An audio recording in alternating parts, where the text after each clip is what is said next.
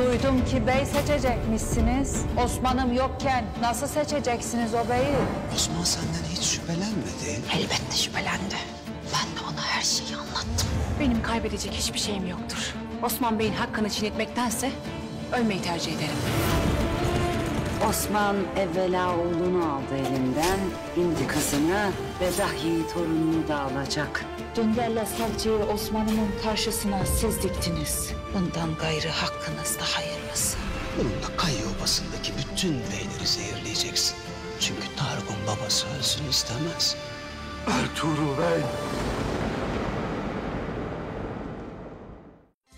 ATV kanalına abone olun, hiçbir şeyi kaçırmayın.